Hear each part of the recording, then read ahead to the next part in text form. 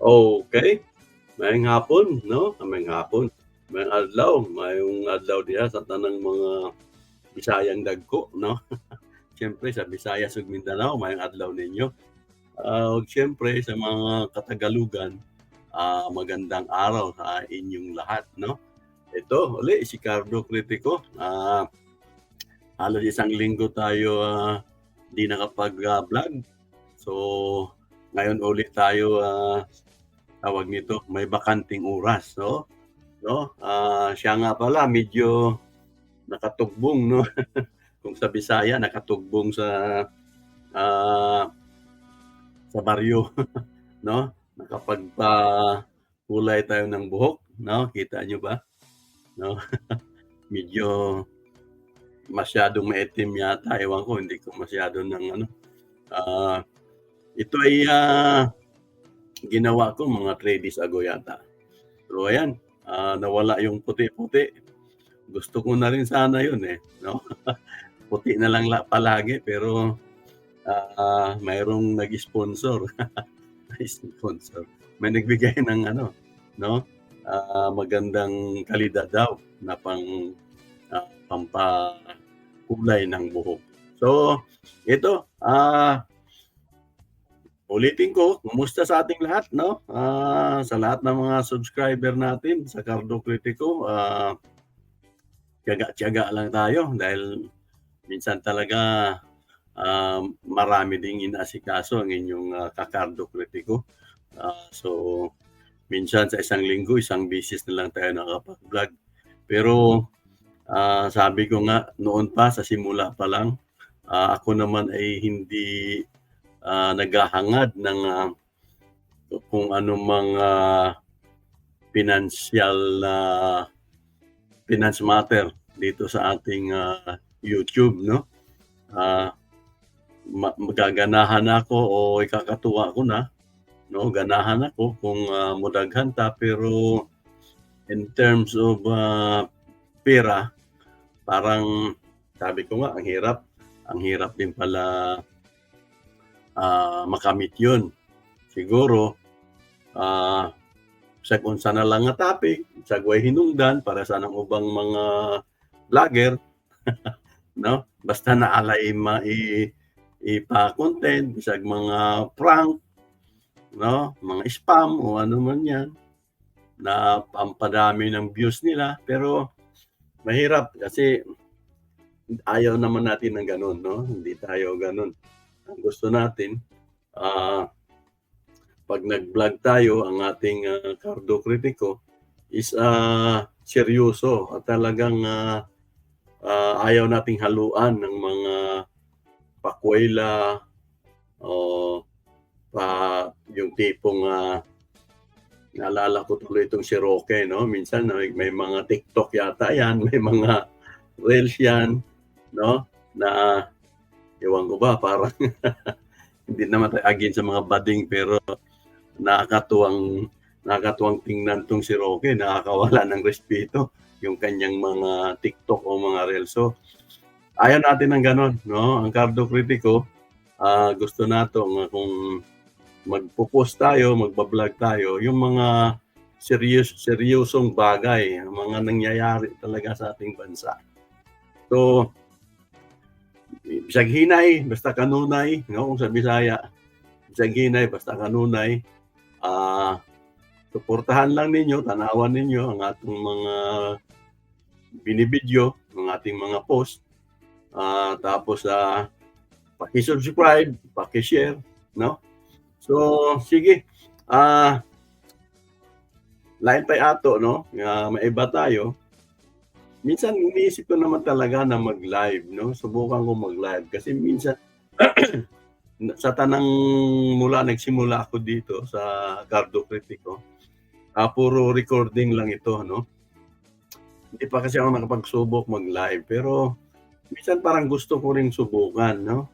Baka di ko alam kung, ang unang pagla-live natin o pagla-live ko is, maganda o magulo, di ko alam. Pero ang tinitingnan ko kasi, ah ang negatibo o ang disadvantage ko 'pag ako nag-live, tulog kayo, 'no, tulog kayo.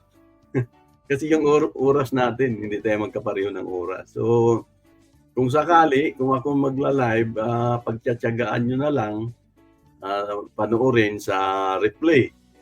At kung participate naman kayo, malamang kaysa sa malamang, ang makakapag-participate sa aking pagla-live ay, yung mga night shift warrior natin diyan, 'no? Puwedeng mga gwardiya, puwedeng mga, call center, puwedeng mga, night shift sa kumpanya, mga tahian, mga manufacturing, 'no? Yung mga may panggabi, 'no? So, hayaan niyo kung kung magla-live ako, malamang kaysa sa malamang ang, tagapanood natin is mga gwardiya ng mga panggabi, yung mga nagtatrabaho sa gabi, yung mga vendor sa gabi, 'yan ang puwede nating maging, ka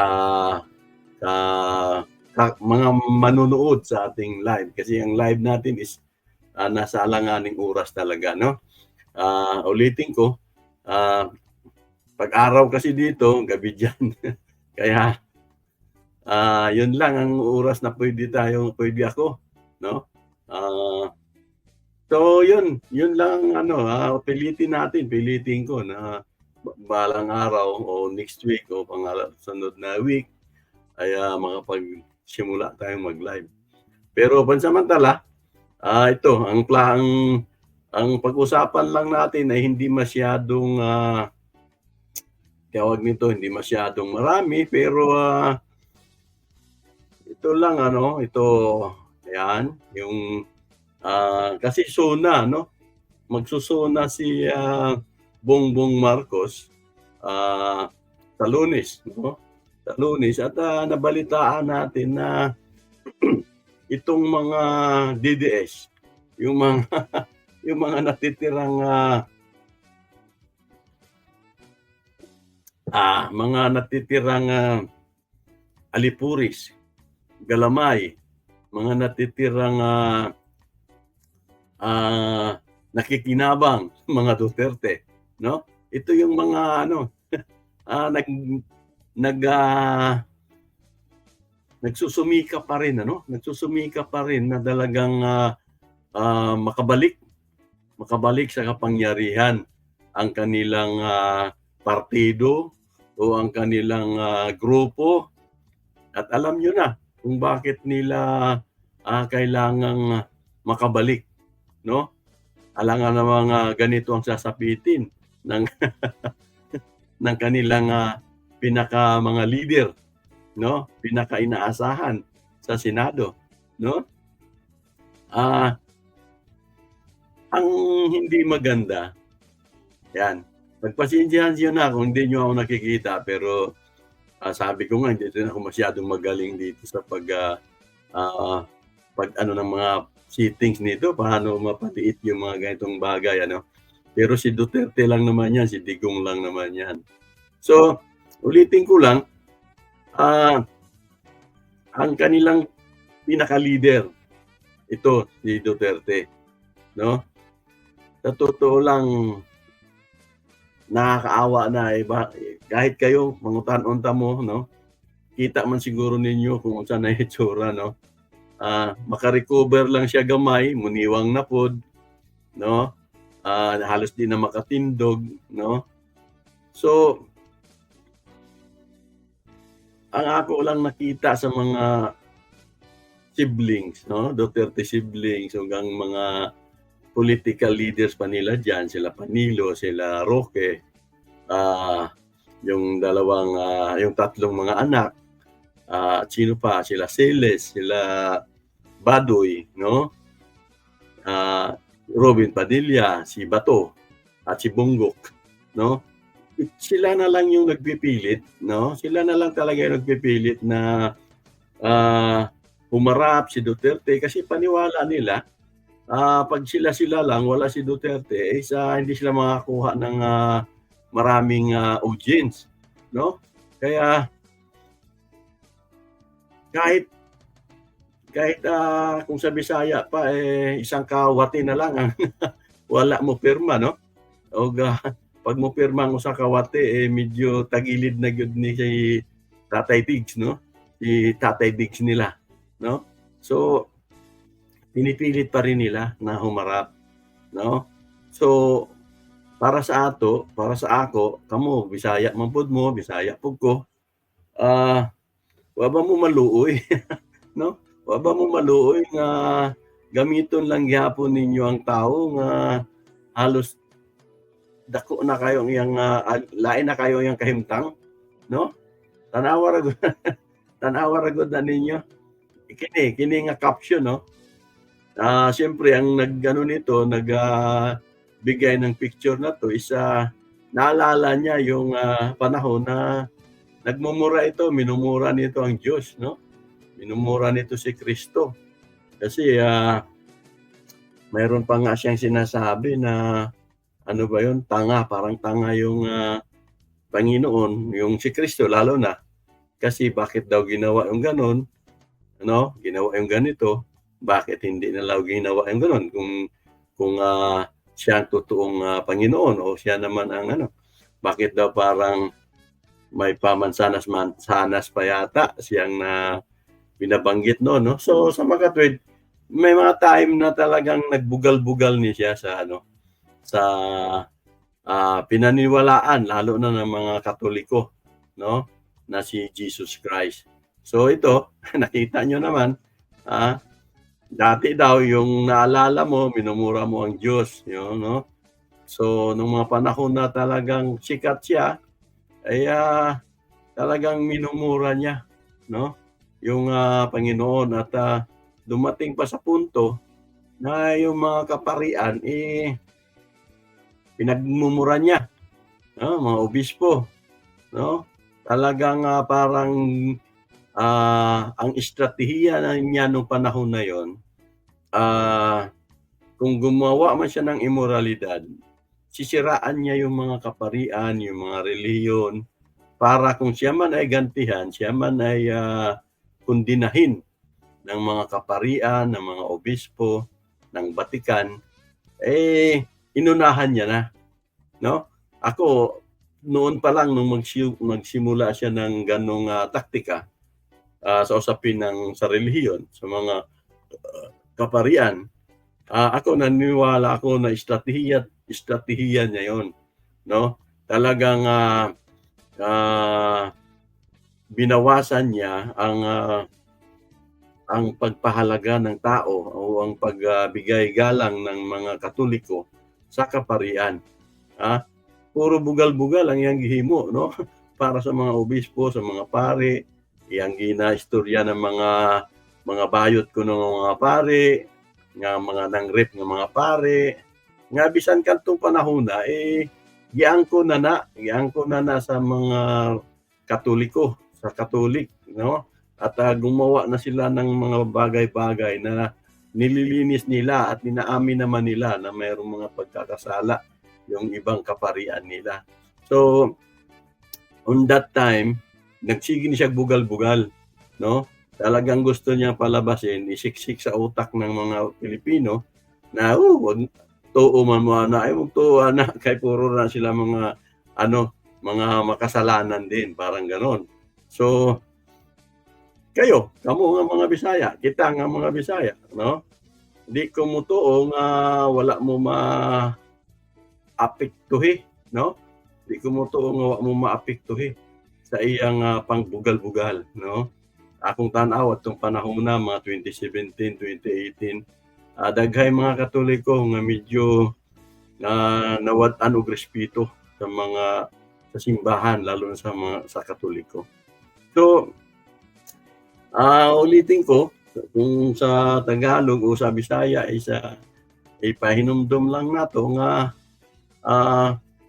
kini nga tawo di man unta ta,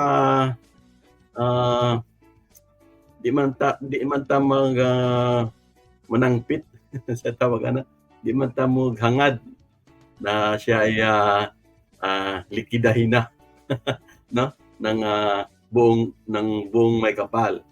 Ang sa atin mas gusto nga natin na humaba ang buhay niya para pagdusahan niya, 'no? Pagdusahan niya ang kanyang mga ginawang krimen, 'no? Ginawa niyang krimen sa lalo na sa mga drug unwar, 'no? Na libo-libo ang namatay, 'no? Na siya ang, ah, chief o siya ang, ano pa bang puwede natin itawag, siya yung pinakapinuno ng kapulisan, ng army on that time kasi bilang presidente, ikaw yung pinakapinuno niyan, 'no? Under mo lahat 'yan. AFP, PNP, under mo lahat 'yan. So, kung mayroong mga krimen na ginawa yung mga kapulisan, ng NBI o kung ano man 'yan, ah, ikaw ang nasa utak niyan, ikaw yung pinakaibabaw niyan, so ikaw ang dapat managot sa pinaggagawa. At, tanan man siguro nakadumdum nga kini siya, sige gyud ni siya istorya nga, patyan ninyo, sa TV pa yun, patyan ninyo, kung di mo sukol, pasukulan ninyo, kung may ebidensya, butangan ninyong ebidensya. So, daghang kayong kabuang, 'no? Daghang kayong kabuang ni siya, 'no? So, kinsabay,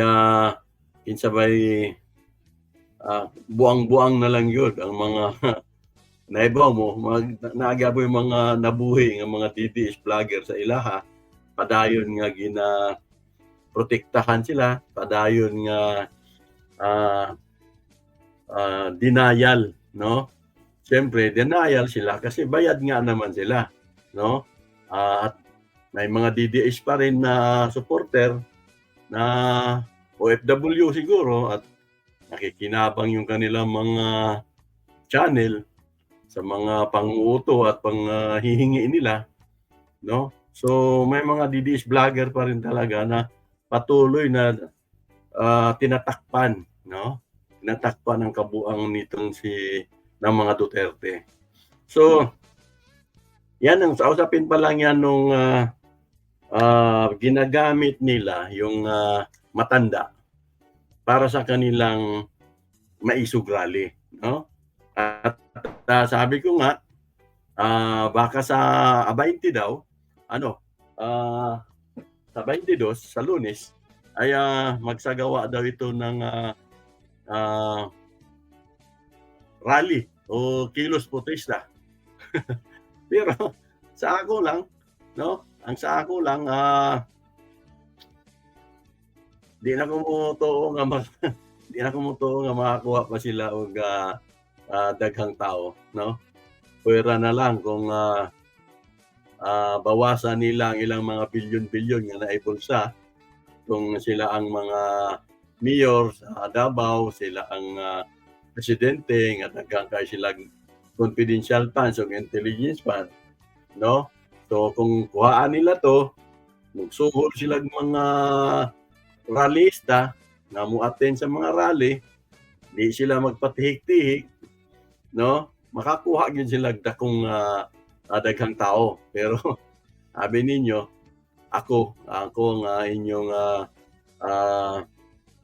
kakardo kritiko nga gikan sa una sa mga rally ng mga, totoo, mga realistikong rally, mga totoo, mga seryosong rally sa aking panahon, 'no? Nung ako'y, nasa, tayo'y nagtatrabaho pa sa isang kumpanya na dumanas ng, matinding, labor dispute at naging leader tayo doon. Dumanas tayo ng maraming, pag-organisa ng mga pagra-rally, 'no? Alam nyo, 'pag hindi talaga, dinidibdib o isinasapuso ng isang, rallyista ang kanyang pinaglalaban sa kalsada, kung saan man 'yan, 'no, ay, talagang walang kakuwenta-kuwenta, 'no? Ang tawag namin diyan nung araw, pa-attendance lang para lang makakuha nung, tinatawag nilang kabayaran, 'no? 'Yun ang ayaw na ayaw natin sa totoong, labanan, sa seryosong labanan, 'di natin kailangan magbayad. Kasi nga pinapaliwanag natin kung ano yung issue, ano yung kahalagahan para tayo kung sakaling tayo ay magtagumpay sa ating mga panawagan at sino ang, makikinabang sa pinaglalaban. So, itong Aisog Rally na 'to, 'no, kung gawin man nila sa Lunes, ay, sino bang makikinabang diyan? 'Yun ang unang tanong. So, kung ikaw dadalo ka diyan, para ba sa'yo 'yan, 'no? Yan ba'y, 'pag naibalik ba yung mga Duterte ay, wala na bang, bilyon na confidential at intelligence fund, samantalang ginawa na nila 'yan nung panahon nila.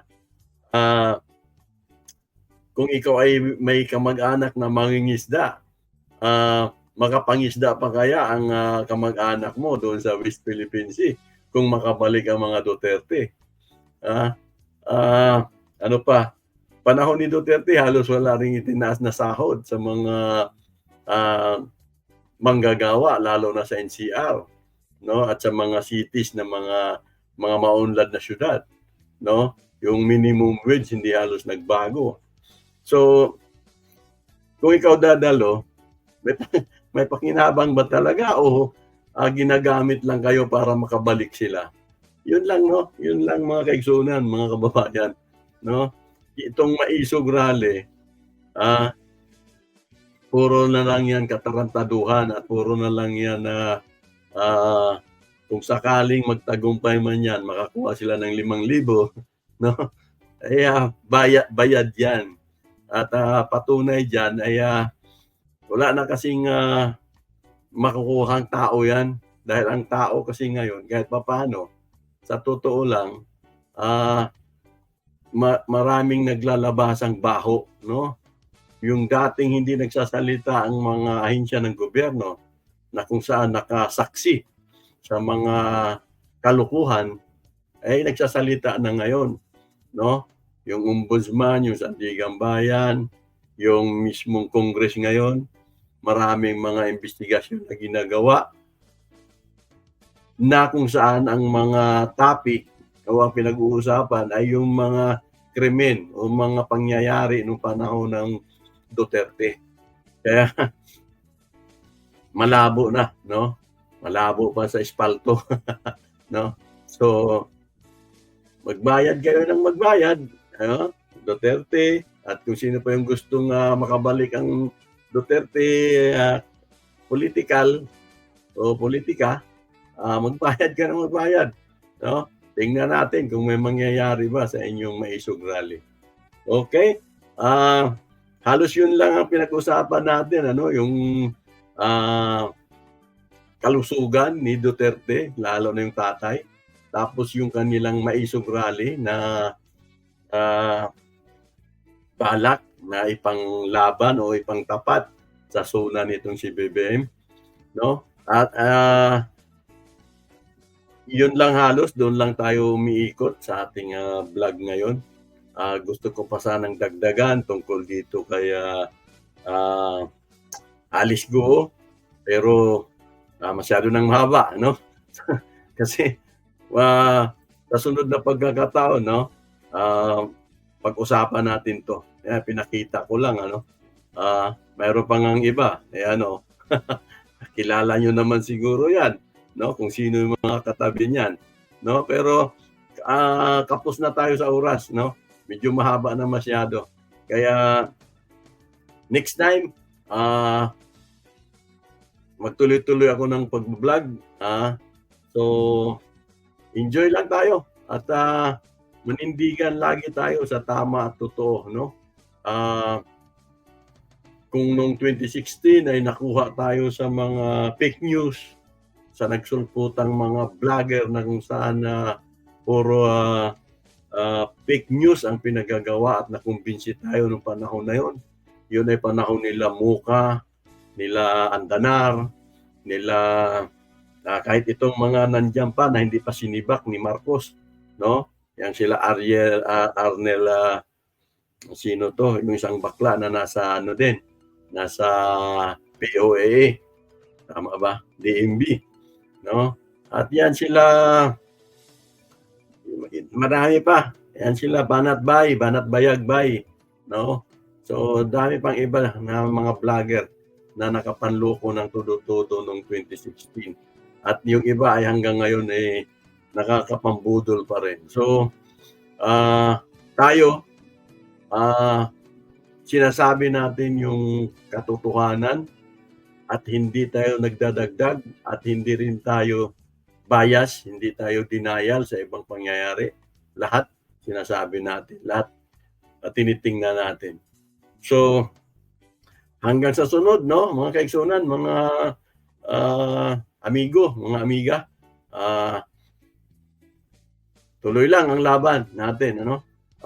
Hindi tayo BBM, hindi ako BBM, pero pinapakita ko lang na pansamantala sa ngayon ay, ah, ang pinopokusan natin ay yung gustong pagbabalik ng mga Duterte na kung saan, 6 na taon tayong ginago 'no. So, hindi na natin papayagan pa uli yun.